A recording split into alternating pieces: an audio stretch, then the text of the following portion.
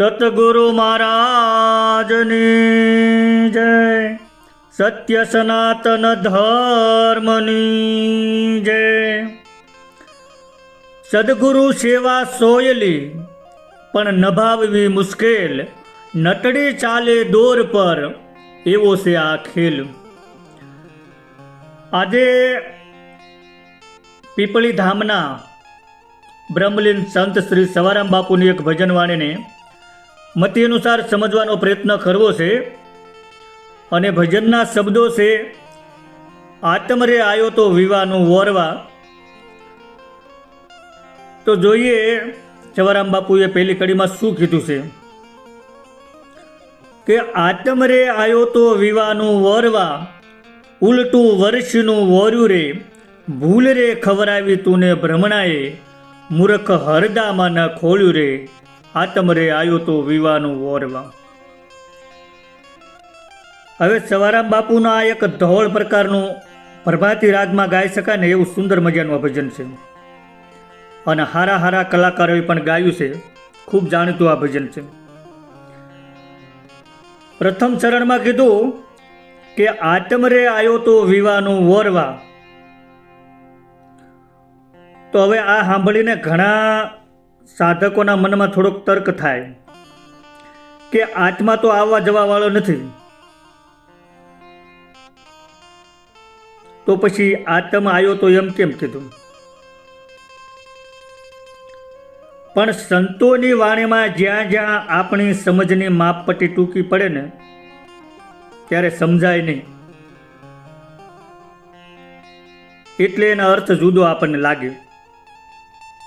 સવારામ બાપાએ જીવાત્માને ઉદ્દેશીને માનવ દેહની મહત્તા અને વિવાહ એટલે કે લગ્નનું રૂપક વાપરી અને આત્મા અને પરમાત્માના સંકેતોની આ વાત સમજાવી છે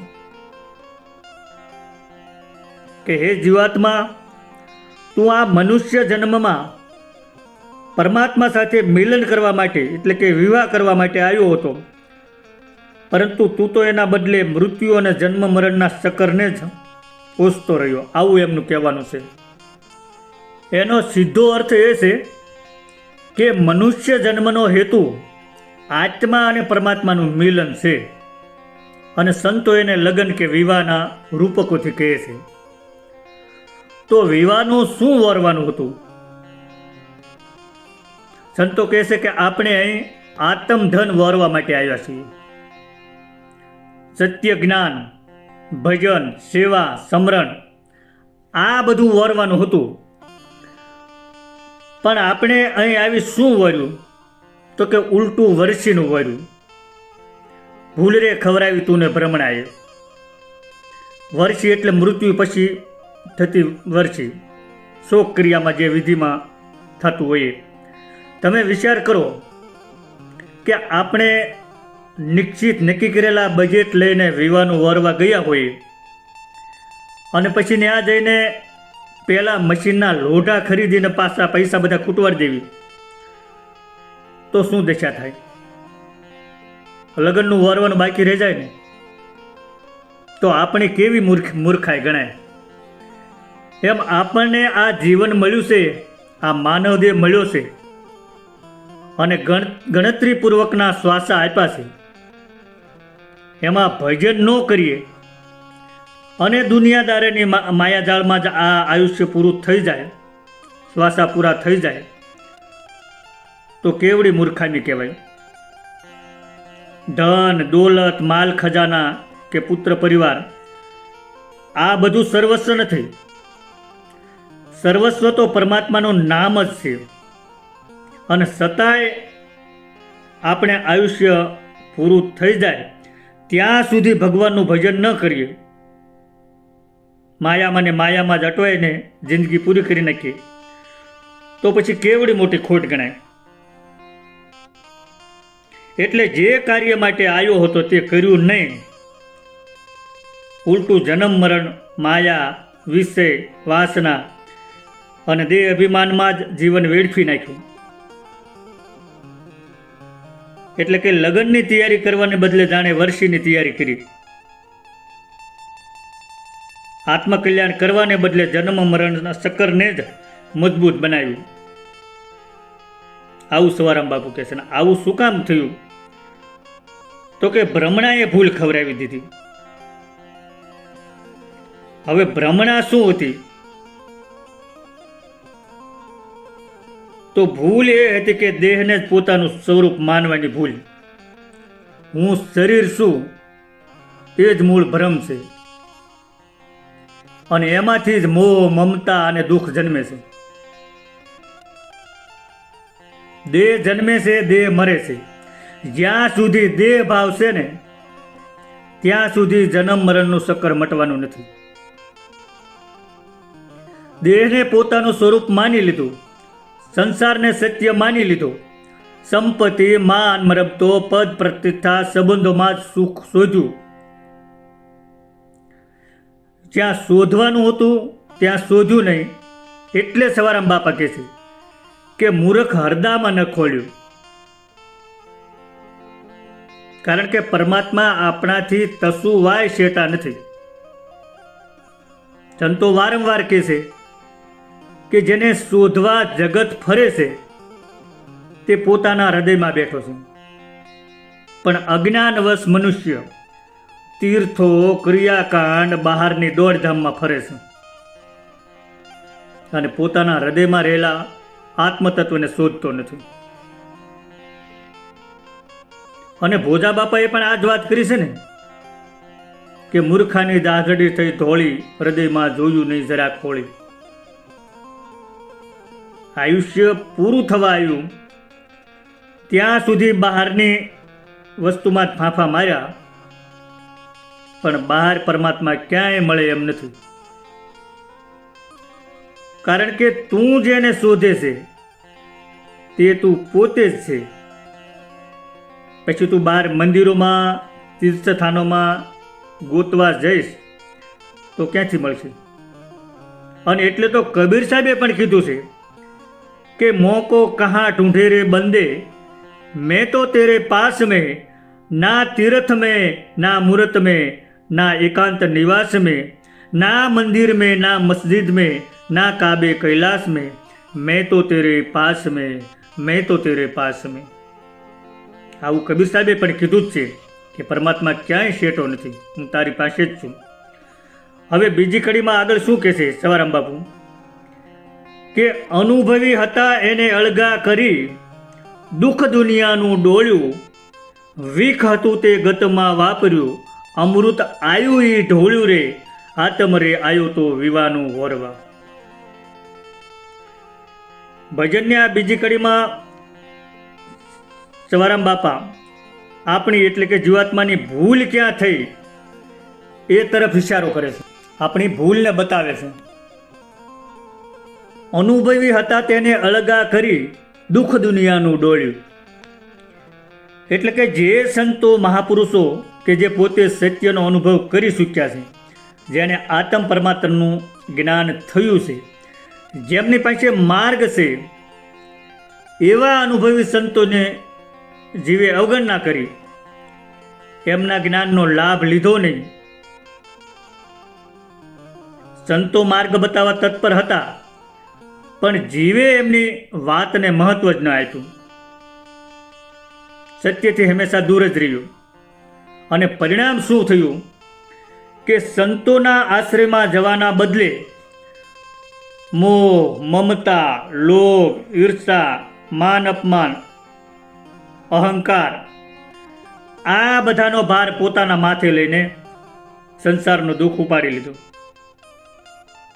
જો અનુભવી સંતોનું શરણ સ્વીકારીને સત્ય જ્ઞાન જાણ્યું લીધું હોત તો દુનિયાની આ અસર ન થઈ હોત, દુઃખની અસર તો ન થાત. અને એટલે તો નિરાત મહારાજ પણ કહે છે કે અનુભવ્યાનો ઉપદેશ સમજો સમજાય છે, તો આવરણ નહીં આવે લેશ, આત્મ ઓળખાય છે. અનુભવ્યાનો ઉપદેશ સમજો સમજાય છે. અનુભવી સંતોના સત્ય જ્ઞાનનો લાભ ન લીધો તો પરિણામ શું આવ્યું? જે માર્ગ જાણે છે તેને તમે છોડી દો તો પછી ભટકવું પડે. કારણ કે અનુભવી સંતો દીવાદાંડી સમાન હોય છે. પછી કીધું છે કે વીખ હતું તે ગતમાં વાપર્યું, અમૃત આયુ ઈ ઢોળ્યું રે. તો વીખ એટલે વિષ, પણ એનો અર્થ માત્ર ઝેર જ નહીં, પણ સંત મતે વિષ એટલે કામ, ક્રોધ, મદ, લોભ, મોહ, અહંકાર, વિષય વાસના, આ બધું ઝેર સમાન જ છે. આત્મકલ્યાણમાં આ બધું બાધક બને છે. અને આ માનવ જન્મ દુર્લભ છે. આ જીવન ભજન કરવા માટે મળ્યું છે, આત્મવિચાર માટે છે, પરમાત્માની પ્રાપ્તિ માટે છે. પણ જીવે એ અમૂલ્ય જીવનને વ્યર્થ ગાળ્યું. જેમ કોઈને અમૃત મળે અને તે ઢોળી નાખે, એમ આત્મકલ્યાણની તક ગુમાવી દીધી, અવસર ચૂકી ગયો. ખરેખર જે છોડવાનું હતું એને પકડી રાખ્યું, અને મેળવવાનું હતું એટલે કે અમૃત મેળવવાનું હતું તેને ગુમાવી દીધું, ઢોળી નાખ્યું.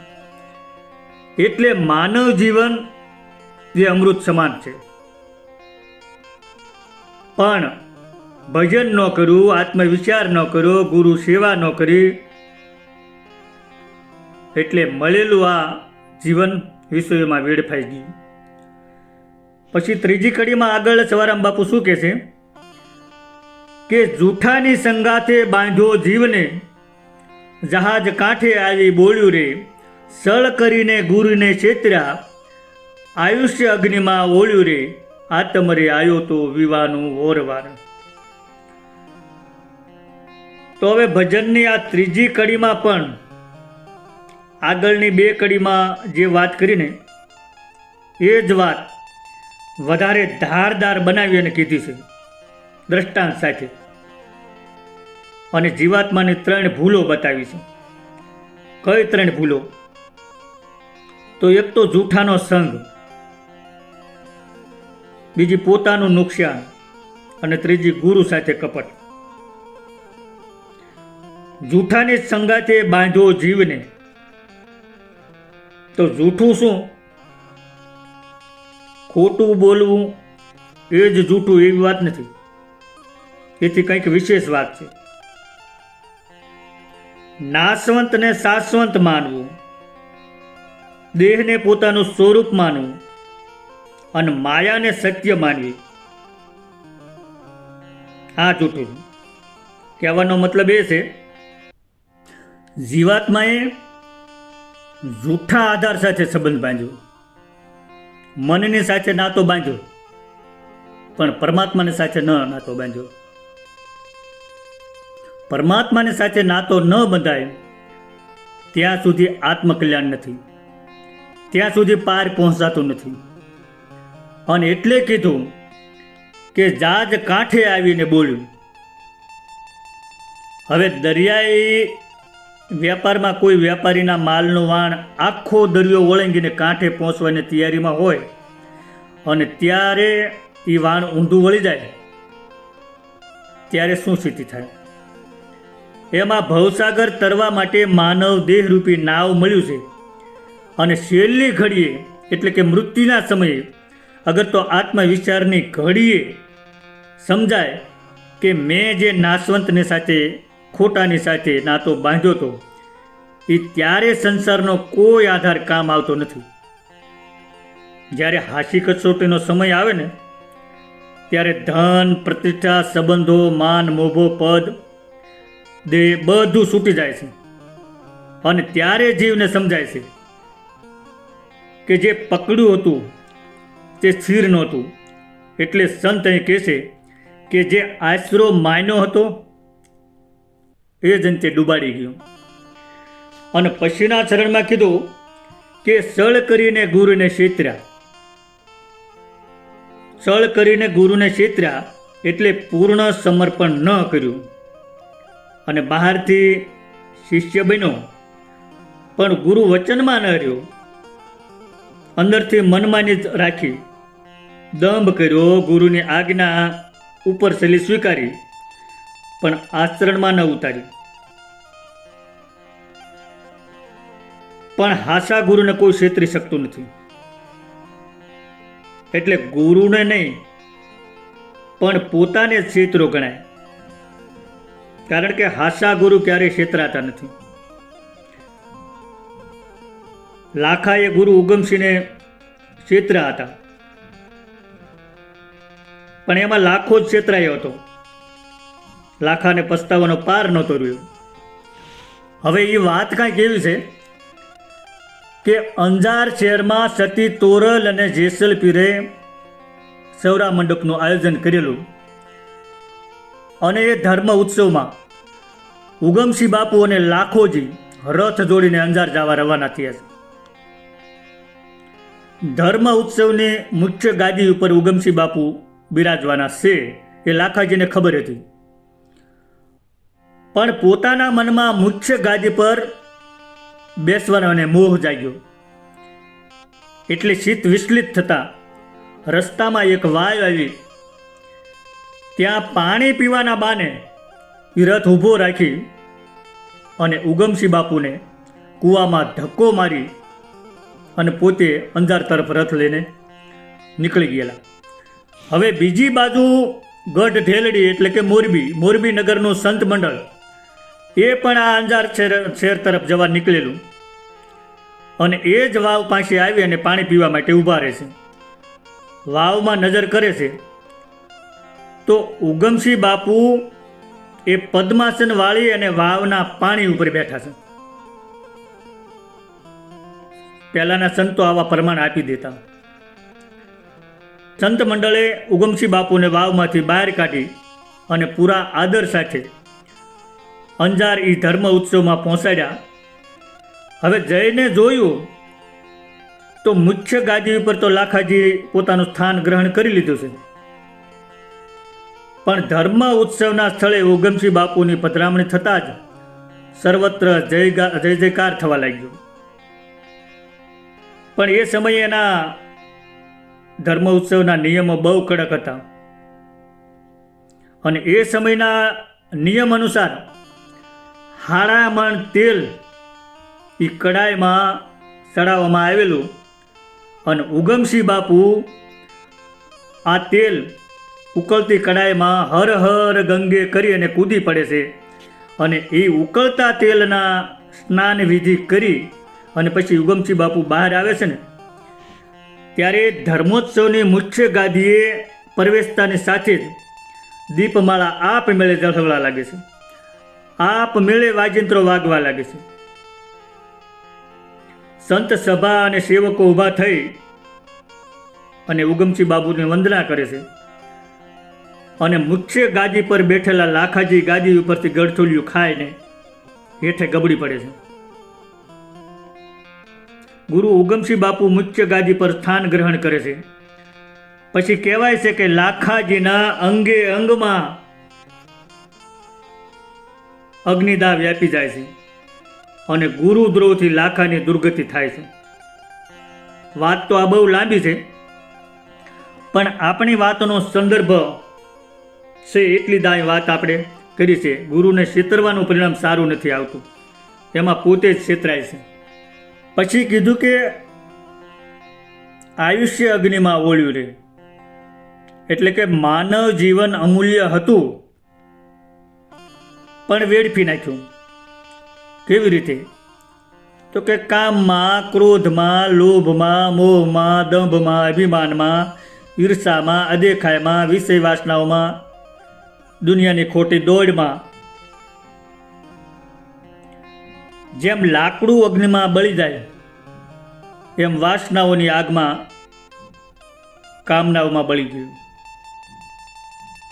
અને જેમ કિંમતી ચંદનનું લાકડું અગ્નિમાં બળી જાય, બાળી નાખે અને પછી એની કિંમત સમજાય, એમ દુર્લભ આયુષ્ય વ્યર્થ વપરાઈ ગયું અને કાંઈ કમાઈ કર્યા વગર પૂરું થઈ ગયું.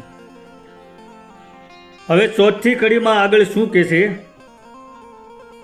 કે છેવટની શિખામણ દઈ શેટે રહ્યો, કયું માન્યું નહીં મારું, પ્રપંચનો પૈસો તને નહીં પચે, કપટી મોઢું તારું કાળું રે, આતમ રે આયો તો વિવાનું ઓરવા. હવે ભજનની આ ચોથી કડી સાધક માટે ચેતવણી રૂપ બની જાય છે. જાણે કે ગુરુ હવે શિષ્યને છેલ્લી વખત સમજાવે છે કે સમજવું હોય તો સમજી જાય, નહીતર પછી એના નસીબ. પ્રથમ ચરણમાં કીધું કે શેવટની શિખામણે દઈ શેટે રહ્યો.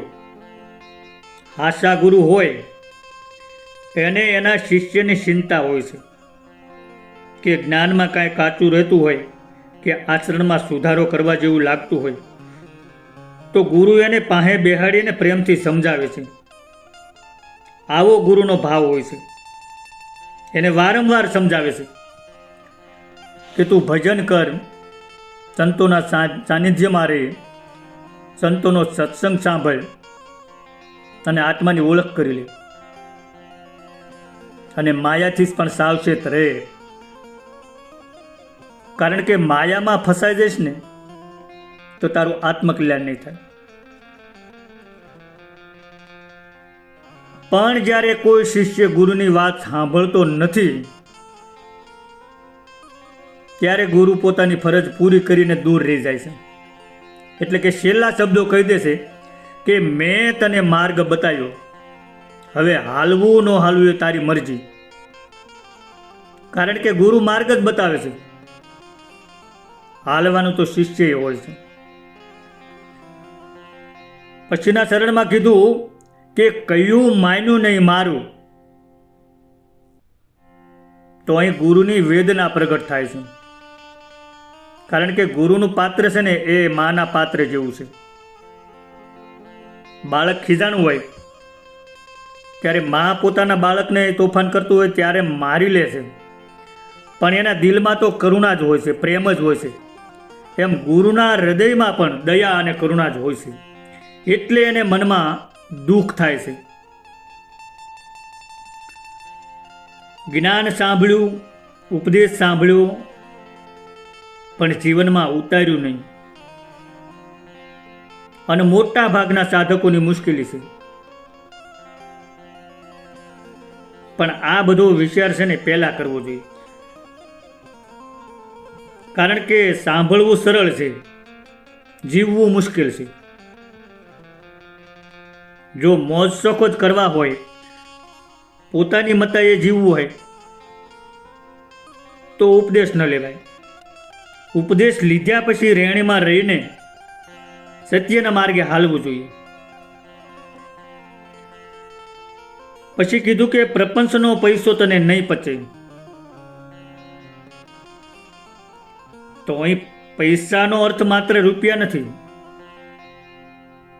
પણ એનો અર્થ અહીં વિશેષ થાય છે. અનીતિથી મેળવેલી સંપત્તિ, દંભથી મેળવેલી પ્રતિષ્ઠા, કપટથી મેળવેલી લીધેલો લાભ, માયાનો સંગ્રહ, આ બધું એમાં ગણાવી શકાય. ટૂંકમાં કહેવાનો હેતુ એવો છે કે જે મેળવવા સત્ય નથી તે અંતે સુખ આપતું નથી. બહારથી લાભ દેખાય પણ અંદરથી શાંતિ નથી રહેતી. તો શું થાય એ આગળ કહે છે કે કપટી મોઢું તારું કાળું રે. મોઢું કાળું એનો અર્થ શેરો કાળો થવો એ નથી, પણ અંતઃકરણ મલિન થવું અને સત્યની સામે શરમ અનુભવવી, આધ્યાત્મિક રીતે પરાજિત થવું. અને કપટનું પરિણામ હંમેશા અંધકાર જ છે. એમાં અંદરનું શીત મલિન જ બને. હવે છેલ્લી કડીમાં સવારામ બાપા આગળ શું કહે છે કે નિત સ્નેહ કર્યા નવા નવા, કાળજુ શરી સાથે કોર્યું રે, ઇતબાર આયો નહીં અલખ તણો, દાસ સવો કહે નામ ડબોલ્યું રે, આત્મ રે આયો તો વિવાનું વરવા, ઉલટાનું વર્તીનું વર્યું રે, આત્મ રે આયો તો વિવાનું વરવા. હવે ભજનની આ છેલ્લી 5મી કડીમાં આખા ભજનનો પ્રાણ છે. અહીં જીવની સૌથી સૂક્ષ્મ ભૂલ બતાવી દીધી છે. ભક્તિના પંથે આધ્યાત્મિક રીતે આગળ વધવા માટે એક પછી એક આવરણો છોડવાના છે. હવે એના બદલે જીવ વધારે બંધાતો જાય છે. અને એટલે કીધું કે નિત સ્નેહ કર્યા નવા નવા. આવું શું કામ કીધું? કારણ કે જીવ રોજ નવી મમતાઓ બાંધે છે. ધન સાથે, પરિવાર સાથે, દુનિયાવી ભૌતિક વસ્તુઓ સાથે, માન મોભા સાથે, પદ પ્રતિષ્ઠા સાથે એક છૂટે ત્યાં બીજી બાંધે છે.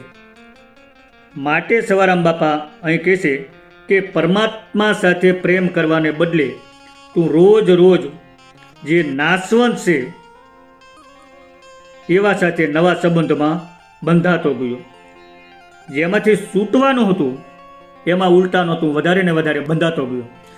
અને આખરે પરિણામ શું આવ્યું એ હવે કહે છે કે કાળીજુ શરીર સાથે કોર્યું રહે. એટલે કે આપણે જેની સાથે મમતા બાંધીએ છીએ, નાતો બાંધીએ છીએ, ત્યાંથી અપેક્ષાઓ પણ બાંધીએ છીએ. આપણી કહેવત છે ને કે પારકી આશા સદા નિરાશ. એટલે જ્યાં અપેક્ષા હોય ત્યાં નિરાશા, દુઃખ, ભય, વિયોગ આ બધું અને એન કેન રીતે આવે ને આવે. એટલે સવારામ બાપા કહે છે કે તું પોતે જ પોતાના હાથે હૃદયને શરીરથી કાપતો રહ્યો. બહાર કોઈએ દુઃખ નથી આપ્યું, મમતાએ જ દુઃખ આપ્યું છે. જો કોઈ મમતા જ ન રાખી હોત તો દુઃખ નથી આવતું. હવે આ બધાને લઈને પરિણામ શું આવ્યું કે હવે કહેશે કે ઇતબાર આવ્યો નહીં અલખ તણો, દાસ સવો કહે નામ ડબોળ્યો રે. જીવે ક્યાં વિશ્વાસ રાખ્યો? પૈસા પર, સંબંધો પર, પોતાની બુદ્ધિ પર, જગતના વ્યવહાર પર. પણ પરમાત્મા પર એને પૂર્ણ વિશ્વાસ ન રાખ્યો. એટલે કે જગત પર વિશ્વાસ કર્યો, અલખ પર ન કર્યો. સંતો કહે છે ને કે બ્રહ્મ સત્ય જગત મિથ્યા. બ્રહ્મ જ સત્ય છે, જગત તો મિથ્યા છે. તો મિથ્યા વસ્તુ પર વિશ્વાસ રાખ્યો અને સત્યમાં એને પ્રતીતિ ન બંધાણી. આખરે હૃદયમાં પરમાત્મા માટે શ્રદ્ધા ન બંધાણી, જીવનમાં કોઈ પરિવર્તન ન આવ્યું, ચિત્તમાં પ્રેમ ન જાગ્યો, હરિસ્મરણ કર્યું નહીં, ગુરુવચનમાં નિષ્ઠા ન રાખી, સદગુરુએ જે નામ આપ્યું તેનું મૂલ્ય સમજાણું નહીં. હું દેહ નથી, હું ચૈતન્ય આત્મા છું. આ સત્યમાં વિશ્વાસ સ્થિર ન થયો અને વિશ્વાસ ન આવ્યો એટલે જીવ બહાર જ ભટકતો રહ્યો અને નામ બોલ્યું. આખા ભજનને ટૂંકમાં એનો સાર કહી દેવો હોય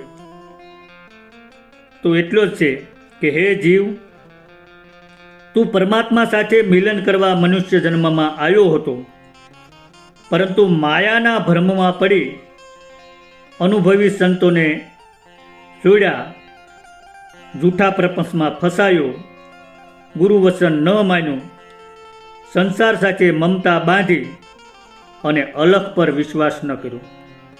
તેથી અમૃતરૂપ જીવન વ્યર્થ વેડફી નાખ્યું અને તે જે સદગુરુ પાસે નામ લીધું હતું એ નામમાં તું ડૂબ્યો નહીં, ઉલટાનું નામને પણ બોલ્યું. આવું સવારામ બાપા કડવી ભાષામાં આપણને અહીંયા સમજાવી જાય છે. સદગુરુ ભગવાનની જય.